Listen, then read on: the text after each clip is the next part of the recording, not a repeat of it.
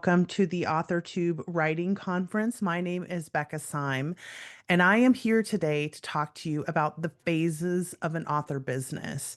And I'm going to start off by introducing myself and giving you sort of an indicator of why I'm doing this content in particular and why I think you should listen to me about helping yourself perform choice architecture in your author business. And the first is because I have coached more than 6,000 individual authors. I am a success coach.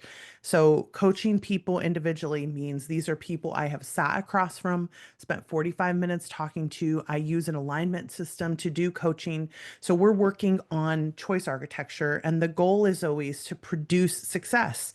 For whatever it is that we want to get out of our author career, my goal is to produce more of that success. And what I'm learning as I get farther and farther into this job is that because everyone's definition of success is different, often the way that we approach how to align success has to be different as well. And so when I start talking about something like how to make choices in your author career, which is most of what I talk about here, and in this workshop, it's all of what I'm going to be talking about.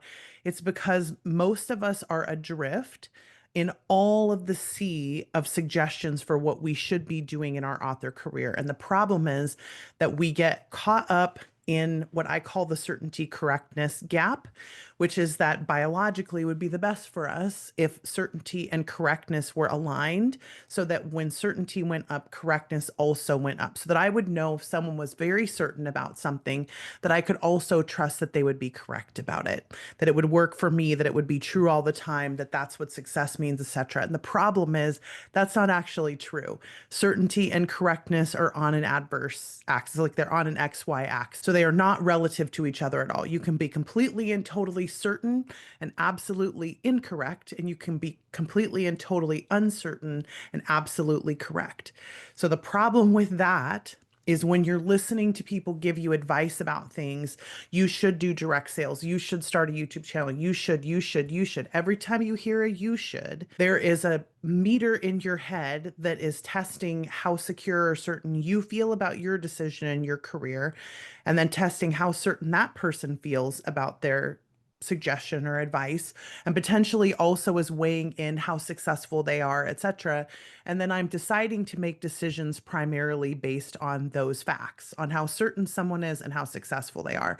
And the problem is that success is a convergence of events. Success is not a specific thing that you execute on. Success is alignment. It's a convergence. So in order for success to happen, you have to have at least four factors that will align. You have to have luck and timing in addition to hard work and talent. So when those four factors align, you will have a wilder amount of success, a larger amount of success, depending on how many of them align at the same time. But it is not a given that just because you execute on a smart tactic, right, which is talent, just because you happen to release in a time when, let's say, romanticy is really popular, which would be timing, just because you happen to know someone or you happen to have money or whatever, that it would be a luck thing, right? Or you happen to work hard. Just because that happens, that one thing, it doesn't equal the outcome that you're looking for. So if we can't trust that, how do we make decisions in our author career?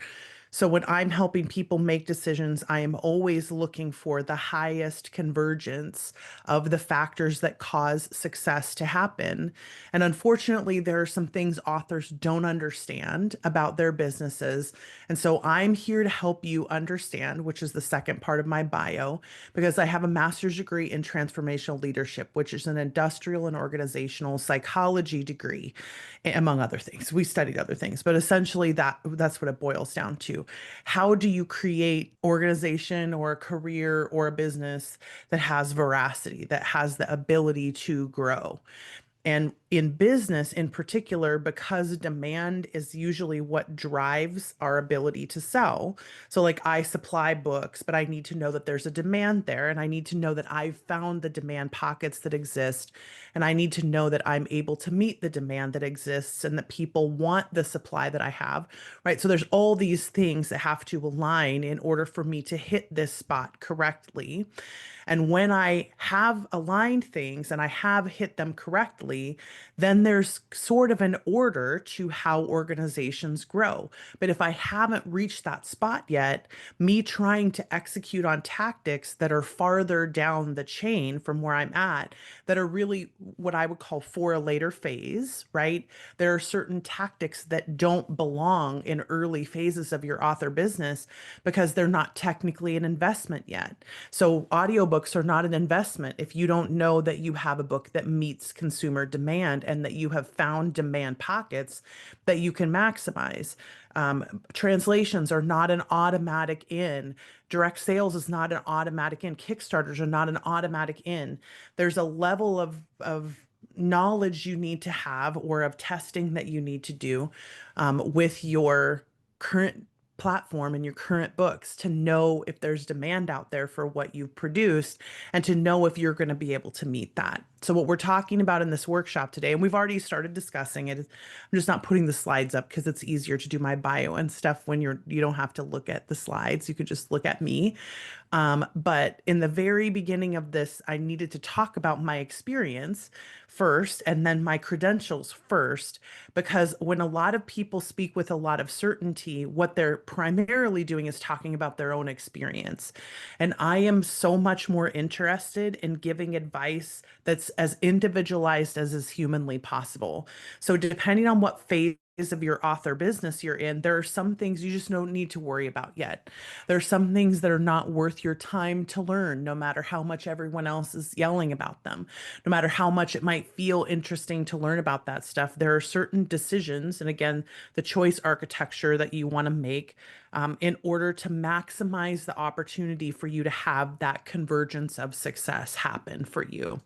So we're going to talk about a few parts of this. Again, I mentioned this in the pre-interview.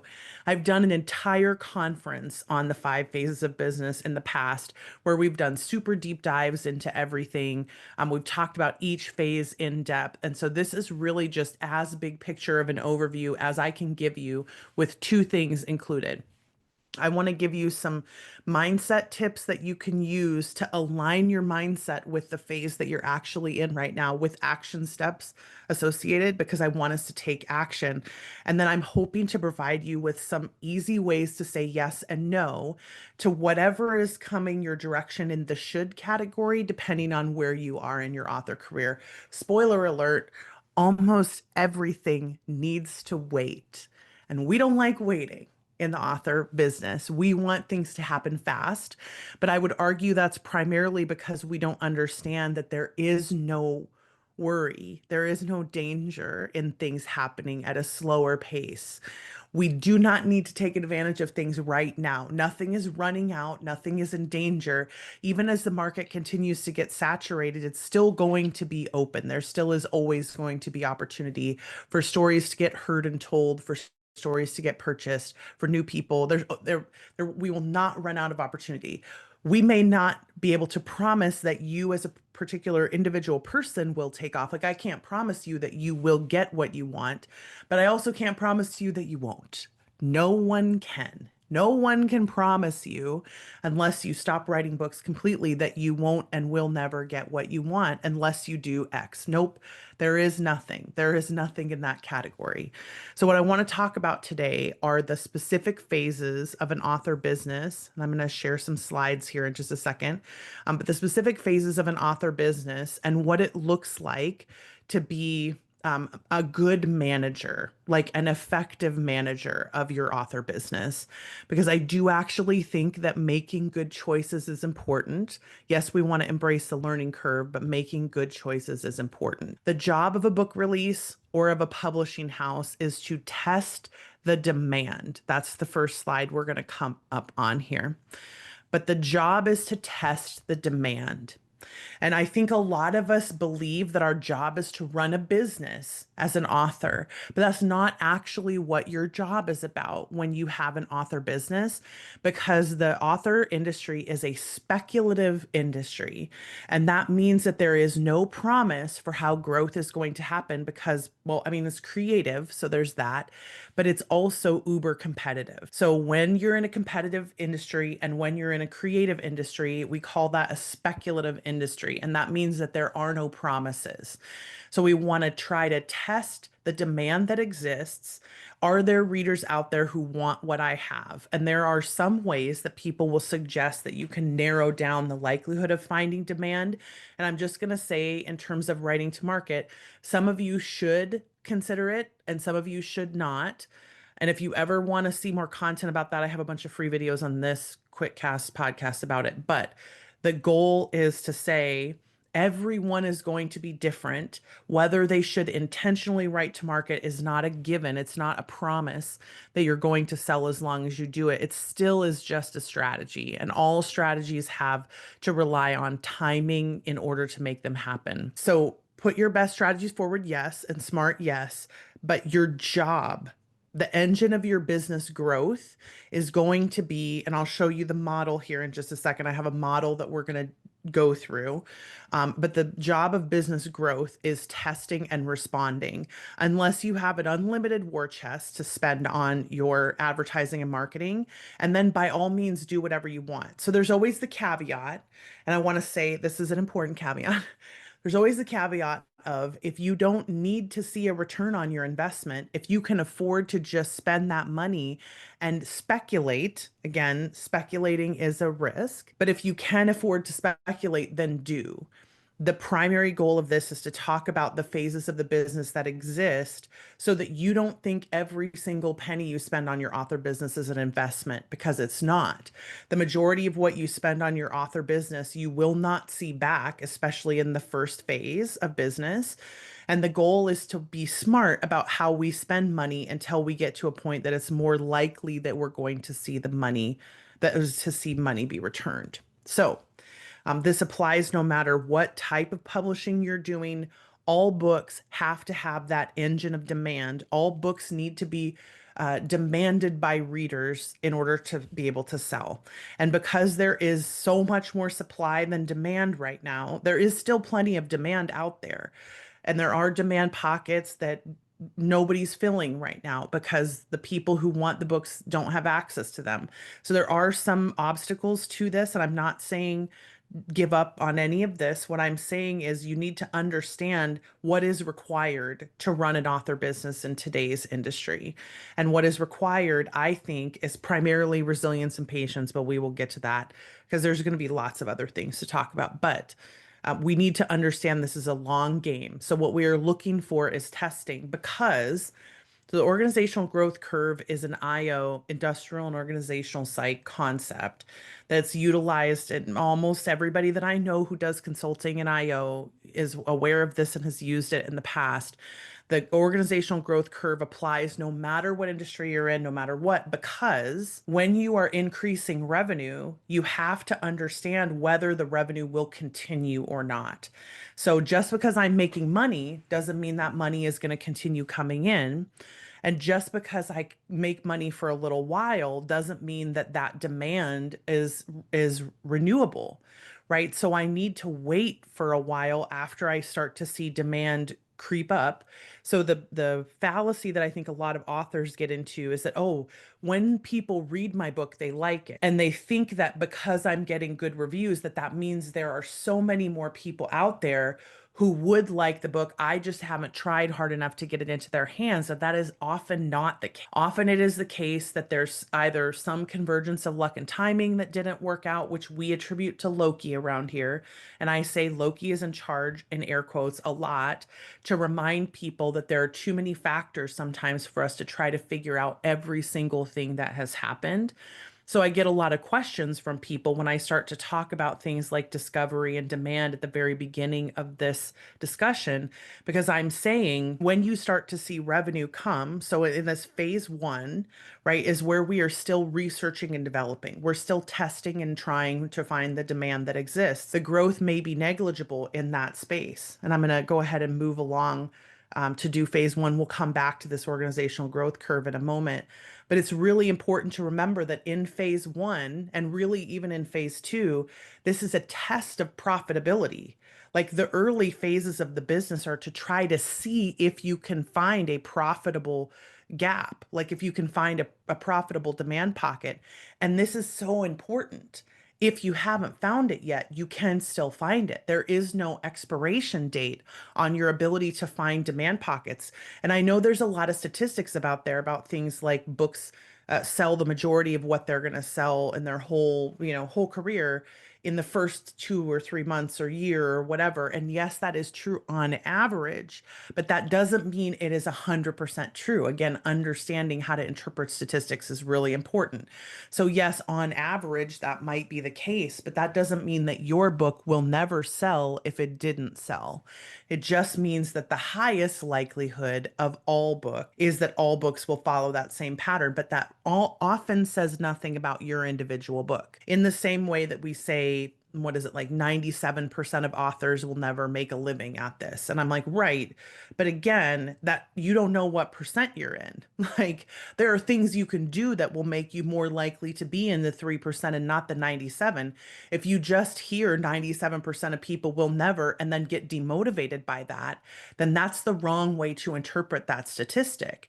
There are all of these things you can do that will make you more likely to get out of phase one, including resilience, changing your mindset, reminding yourself that the future is always open, that books can always sell, that past results are not indicative of future results. Like all of those things that you can repeat to yourself, right? Those are often necessary to hear. So when you're in phase one, your key mindset stuff is flexibility, hope, inspiration, experimentation. We want to do everything we can do when we are in the research and development phase, which I'm just going to show you this picture again really quickly. So that dip in phase one means that your revenue is likely not going to go up a lot because you're having to spend a lot of time figuring out what you're doing, maybe learning things, maybe failing at things, maybe having bad releases, whatever it is. But the business is potentially going to be in the negative in phase one because you are still learning, you're still testing. But I think a lot of people see the business as an author as like a capital letter thing where I have to treat this like a business, and that means it has to be profitable from day one, instead of recognizing that you should be going through a learning curve at the beginning of your business growth journey as an author. You may have a 17-year phase one, and yes, it would suck, it would be annoying, but it absolutely doesn't mean that you will never be able to get to higher levels of growth in the future, which is why hope is always so important in phase one. So those of you who are in phase one, and we're going to cover your stuff in the next couple of minutes and you're going to get frustrated about it, I want to remind you that the whole point of this talk is to help you have choice architecture. And choice architecture means that there's scaffolding underneath of the choices, that there is a reminder that this is accurate. This is the accurate picture of all business growth. You will likely lose money. It's a very rare business that doesn't lose money as it's first building. It's a very rare business that doesn't go in the red for several years before it really starts to turn a profit. If you are a person who takes a long time to go through your learning curve, it does not mean you will never have success. So that is super important to remember. And then the key indicators, hang on, let me just make sure I've got, yep. So the key indicators in phase one is that you will do a lot of producing and learning, but you may not have a lot of sales. So you need to consider the money that you're spending in phase one to be an expense and not an investment. So expenses to me mean that you may never see that money back. And an investment is, I'm spending this money knowing it's going to make money. It doesn't mean you shouldn't still spend expenses. It just means you treat it as though every single expense needs to be necessary either for your learning and growth or for doing production on the level that you want it to. You can always reduce your expenses if it starts to get too expensive to stay in phase one, but that is the key indicator of this phase, is you are going to be spending more money than you're taking in because you have to go through the learning curve, right? So the upside is you have a lot less pressure on yourself because you are not yet producing something at a level that means you can't make any changes or you can't afford to fail. Like this is the area where learning is actually our friend because we have more room to experiment. And there are so many learning opportunities in phase one, which by the way, those go away the later in the phases you get.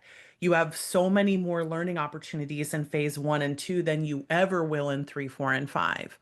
And the most common complaint we get from people who are in the later phases is, I don't know where to go to learn anymore. And I'm like, well, you found the right place because we can teach you because we coach. I mean, especially if you're in romance, like so many of the high level authors and even in other genres. And I make it my job to understand success on a level that I can coach people at that level. But it is very difficult to find just blanket learning for people who are at that level because there's so much complication in those later spaces. Whereas early phases, if you like learning, these are great spaces for you. Learning becomes a lot more challenging as you grow. So, again, the important mindset reminders, and these are going to be your action points. You need to do everything you can to increase your mindset around patience, to remind yourself that this is a long game. You have time to make this work. There is no pressure, and it doesn't help your creativity to put more pressure on yourself unless you happen to be in this very small percentage of people where your Clifton strengths are like high competition, and then knock yourself out in terms of putting pressure on yourself because that will actually help you. But most people are not going to be helped by putting extra pressure on themselves in the research and development phase. They're actually going to be helped by having a day job, which is the increasing sustainability, finding other ways to make money. And if you don't like the day job you're in, instead of waiting until you make it as a writer to get out of your day job, go now. Do something now. Make your life more sustainable. Because the thing about sustainability is it's also going to produce more freedom in your brain, which freedom always produces more amount of creativity. Like we want more sustainability. And then the last part of phase one that I want to say in terms of you need to increase your mindset of treating this like a game, making it fun for yourself, making the experience of trying to take off and of testing being less high stakes, because the higher the stakes are, the more likely fear is to enter the chat. And when fear enters the chat, our ability to make smart decisions goes down because high stakes means that fear is present. And everybody who likes risk is like, oh no, Becca, I eat high stakes for breakfast. And I'm like, yeah, you eat other people's high stakes for breakfast. So I can jump out of an airplane and that's fine, but you can't feel your feelings, Kevin, can ya? Huh? Nope. Because feeling my feelings, for people who like to jump out of planes and don't like feeling feelings, is too high stakes. And the problem is when we don't treat this enough like a game, this business in the research and development phase, we take things too seriously. We take failures and difficulties too seriously. We extrapolate a lot of high stakes of like my career will be over. This will never happen. One star reviews are the end of my career, etc. We take a lot of that and extrapolate it into this will end my ability to do this. And it's so important to allow ourselves to have the freedom to be able to fail if we need to, because this growth curve is the truth. It's how your business is going to function. So the growth might be negligible for a while, and we want to allow that to happen so that when I do find, so what gets me out of phase one is that I finally write a book or a series or a character or a world that makes the readers demand more to a point where they are generating, either I'm generating them through marketing and discoverability, which again costs time and money, or the readers themselves are generating enough enthusiasm that the algorithms start to pay attention and help to juice my sales. And then I'm able to make more than 100% over and above when earning my expenses back. So not just 100% of the what I made, like not just making my expenses back, but I need to make 100% over making my expenses back to reliably see that I'm going to be able to continue to produce something that will move me in that direction. So when I'm starting to look at what gets me out of phase one, it's demand, right? It is demand and finding demand. So if I am not yet there, if I haven't yet figured out how to make this happen, because I know the questions we're going to get are likely going to revolve around, well, how do you do this, right? The problem is every single person's platform is different. You have to be able to trust your intuition enough to write the books that feel like they're right for you, to write the books in the process that feels right for you, to make it sustainable for you, and then to continue writing something that you think you could write for long enough that if it takes off, you could keep writing it.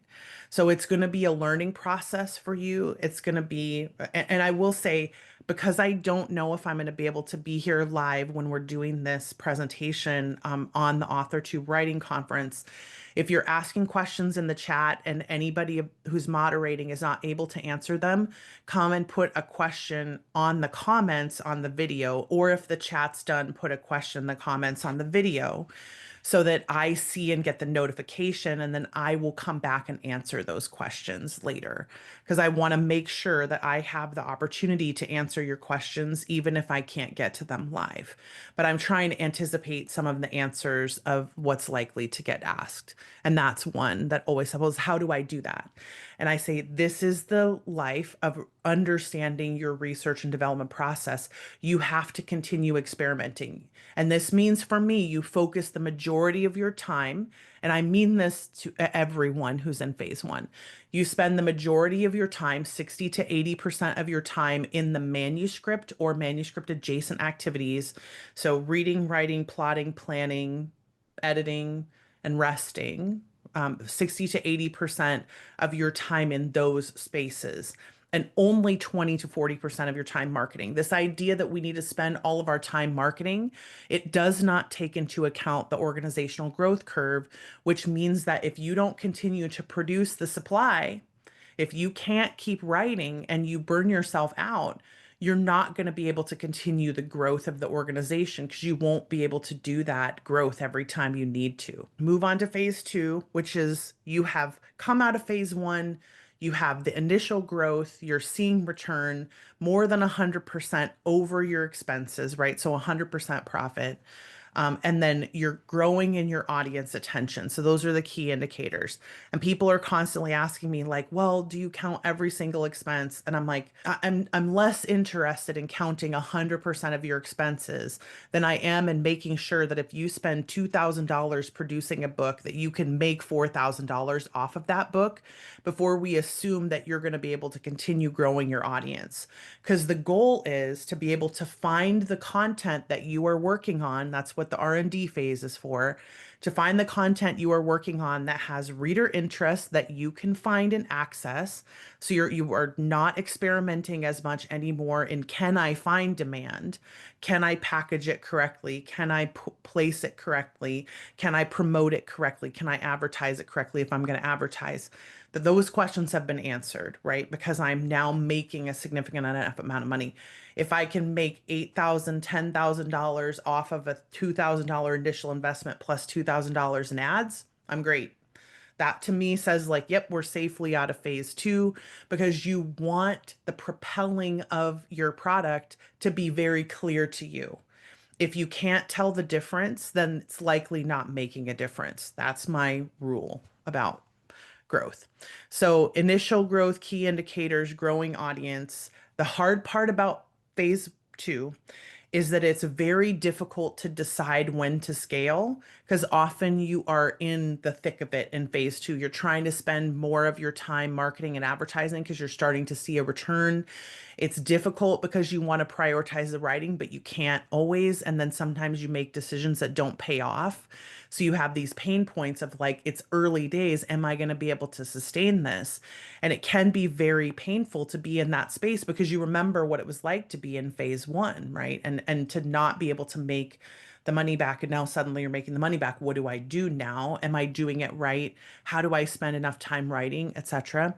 But there are some upsides to phase two, which are this is probably the most fun that you will ever have as a writer because once you start to see the response roll in, you're starting to see the money roll in. It's new and exciting.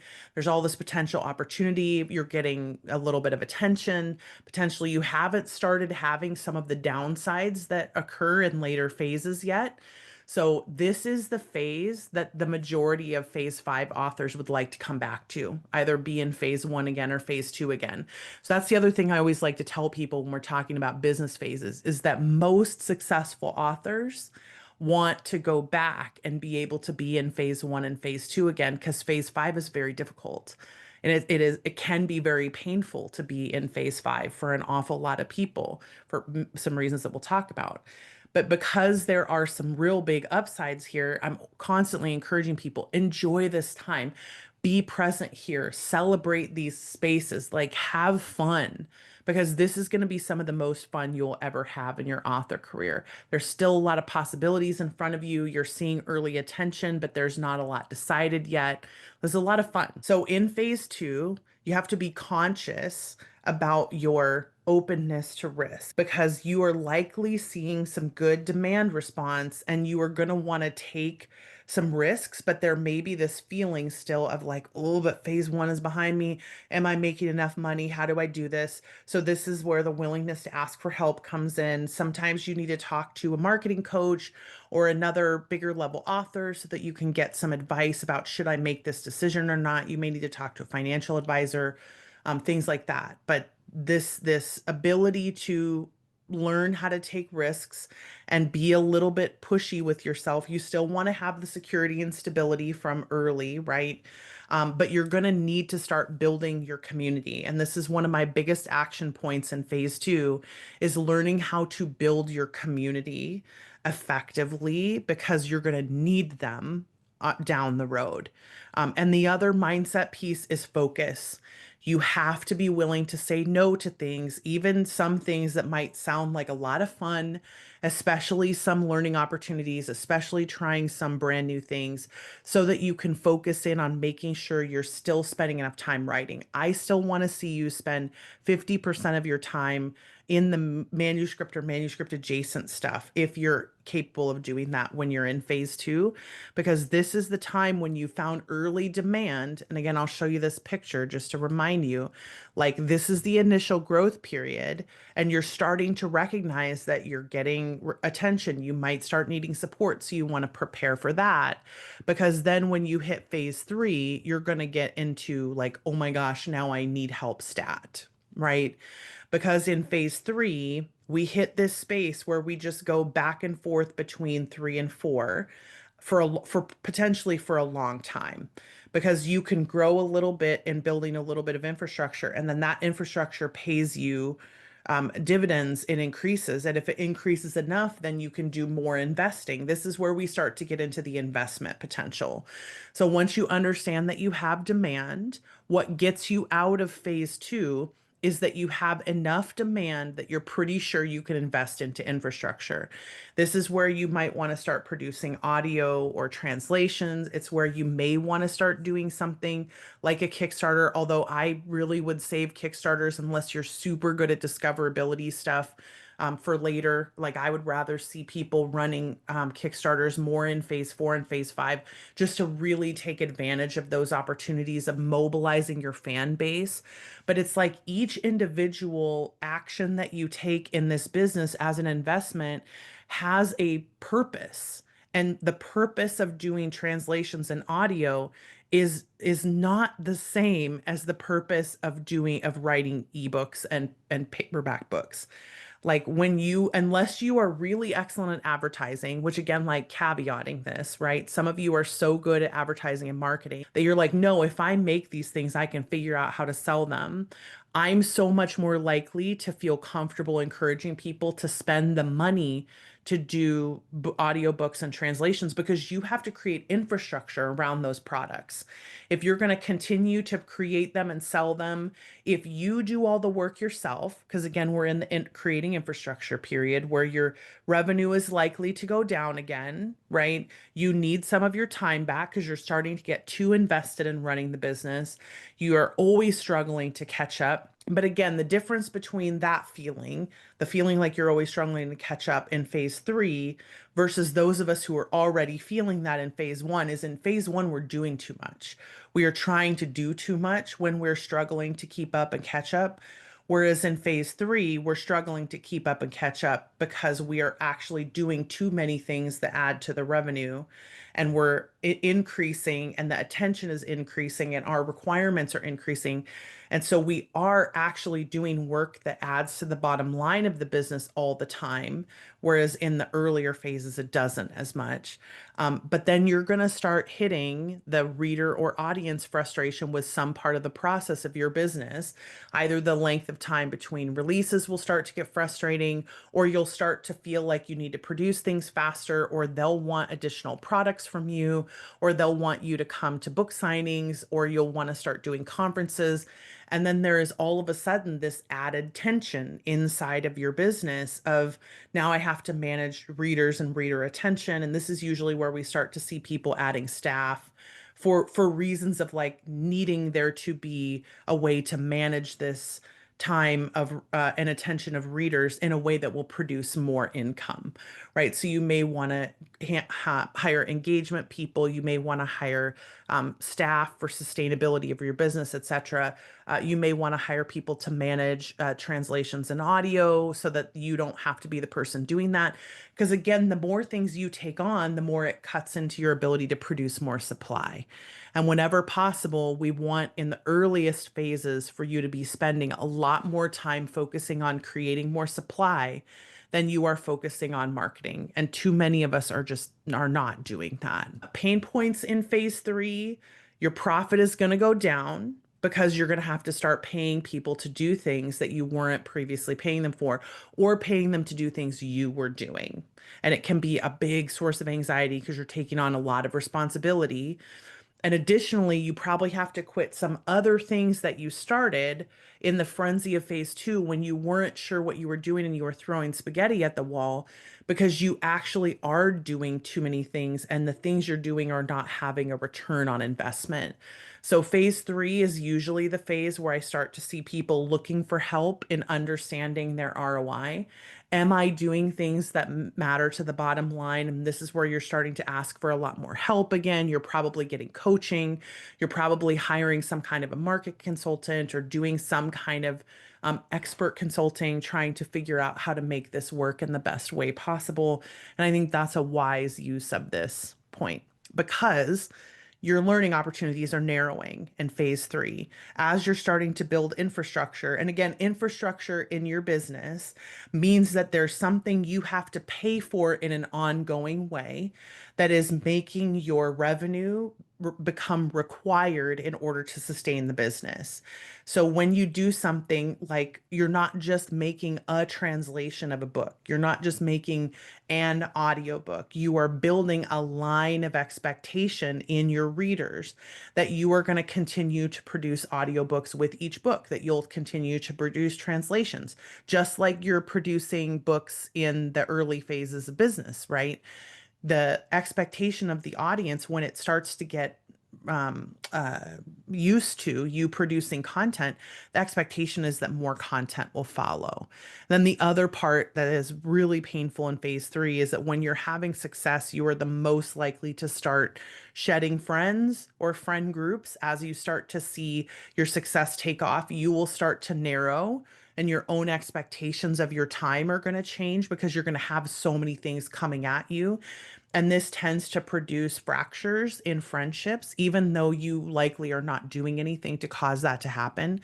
It's just the way that this phase works. So the upside is you get to see that there's a lot of demand. That's always fun.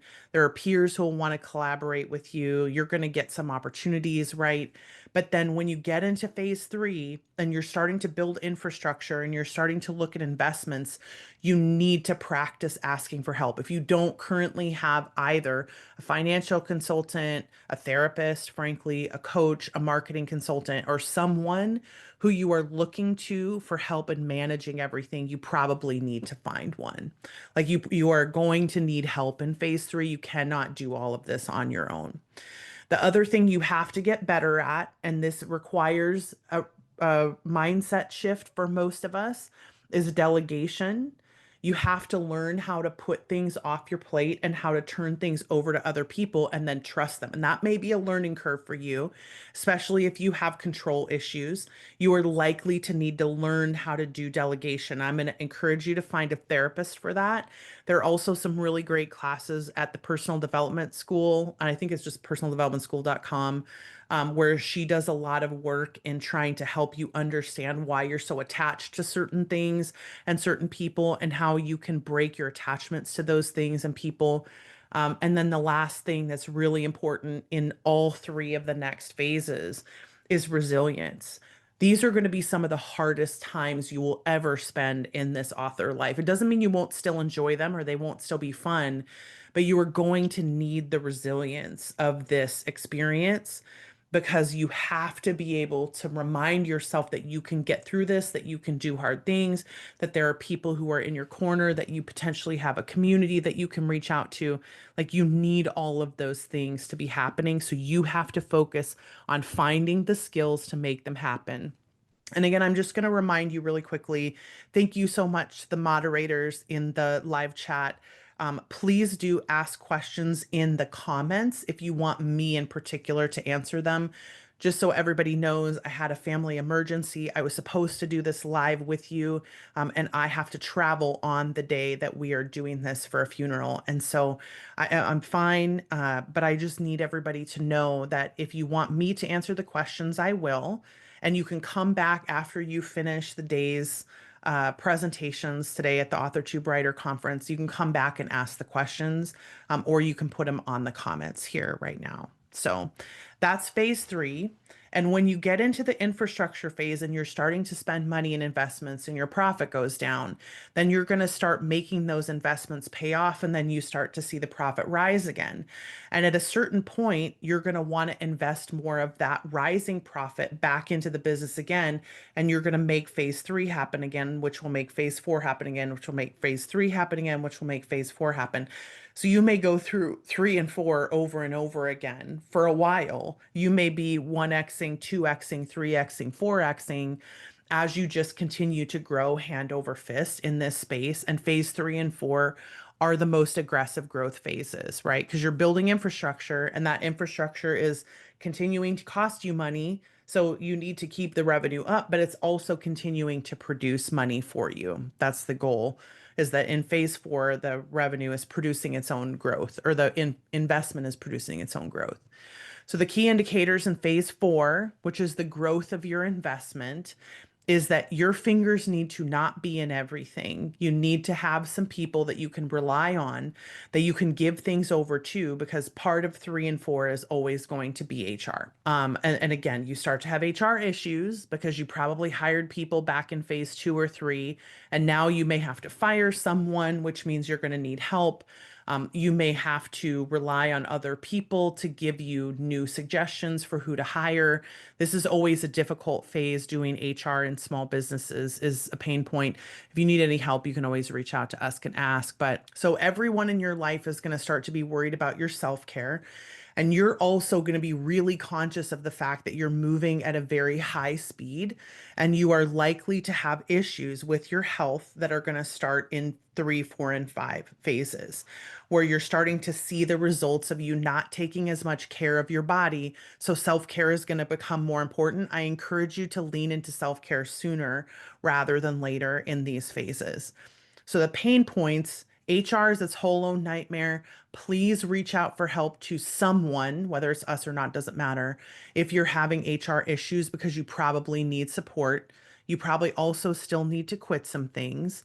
And then because you're having so much success, people are expecting the same thing from you, even if it's not over and over and over again to a boring extent, then at least a lot of the time or most of the time. So that can be a pain point. And then you're likely to have family tensions that will increase. I can't tell you the number of people who have gotten divorced in phase four and phase five. And that's not always because of the business. Sometimes it's from other things, and it happens with all genders. It's not just limited to women. but it does happen often that family tensions will reach a critical action point because the family has likely been sacrificing in order to make the growth happen early, and then we need to normalize. So I'm telling you this so that you will take care of your family along the way and make sure that you're addressing the geysers of conflict as they're coming up so you can make this sustainable for yourself. And again, the health issues are common here. So the upside is you will see a lot of interest in your stuff. You're going to get tagged on social media. It's going to be fun. But again, being tagged in social media is its own problem sometimes. You're going to be asked to teach more likely, or people are going to be interested in your opinion. But you have to focus on being patient with the way growth happens in these later phases of the business because you're approaching phase 5, which is the mature business phase. And that means you are likely going to start to see the revenue increase go down because phase 5 is all about flatlining. So you're probably, and flatlining is good in a mature business. It's not a bad sign. I think a lot of us are like, oh my gosh, my business flatlined. And I'm like, no, that's what should happen. Like you have reached the pinnacle. So you're just going to continue to produce the same amount of money over and over again. Not everybody can just increase forever, no matter what. So patience is important. Understanding the phase that you're in is important. And then, of course, resilience. These are your action points. You have got to learn how to be resilient, how to calm your fears. I always suggest Enneagram work and Claire Taylor of the Liberated Writer for this because I think it's really important to address your fear states. But you get towards phase 5, and then you get into the fact that your profit is going to stabilize. And that's partly because you've created so much infrastructure to keep the business going that you have now outpaced your growth capacity. So it's not that there's something wrong in your business, it's that usually you just can't grow indefinitely. Right? Like you have to hit this spot at some point where you are no longer 2xing, 3xing. You are now hitting a spot where you're going to make relatively the same amount of money for a while unless you do other things because you're probably near the top of your sub niche or your subgenre. And so the pain points here are you may have to downsize. You may have to trim your infrastructure. You may have to stop producing some things that aren't making money for you anymore.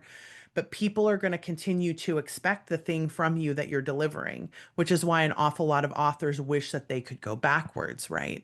And then this is the piece that's so important is that coin flippers are so seductive. So the coin flipping fallacy is that if you take 100 people and you have them flip a coin and all flip a coin, and every time somebody hits tails, they sit down, and then you flip again, and then everybody who hits tails sits down, you're going to keep flipping until only one person has gotten heads the whole time.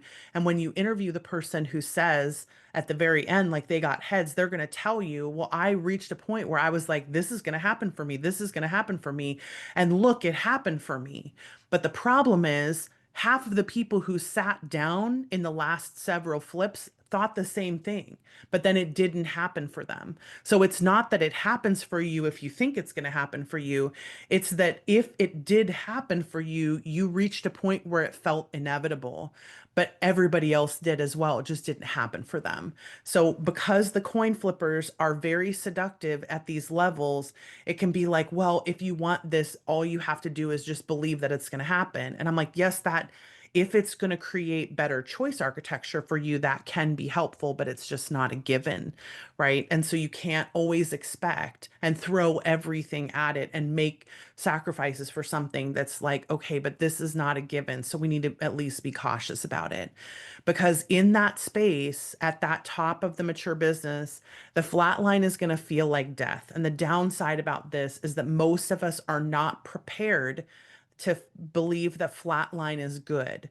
And that just means that you either reduce the expenses that you have in your business and you find people that you can trust well, or you end up reinventing yourself because you have, yes, amazing upsides. You have all of these things that are happening in beneficial quantities for your business, but you also don't know for sure that if you start doing something new that people are going to like it. But the most common thing people in phase 5 do is either iterate into a completely new thing where they like start a new pen name or start a new series or start a new genre or something. or they downsize and stay where they're at and learn to be happy having run $1 million business, right? And just continue to take it and then know that luck and timing can strike at any time. So, what we do from here with this information is that the most important thing you can do is whatever mindset thing I talked about for your phase, that's the thing that you work on. You have to increase whatever mindset thing I told you was important. And then you bookmark this talk and you come back and listen to it later when you hit a new phase. And again, most of you are going to be in the infrastructure or in the research and development phase. So I want you to practice saying no to infrastructure no matter what people tell you. If you need any links from us, this is the place to find them, betterfasteracademy.com/links. Action point at the end of all of my talks is always go and open the manuscript. And that's my very last action point because that's the thing that's going to produce more and more and more opportunity for you to keep growing your business. So I want to thank you so much for being here. I will come back and answer questions in the comments as well. And then please feel free to go to the first link in the description and go to the next talk because there's going to be talks all weekend. Have a great week. Have a great time at the Authortube Writing Conference. Bye.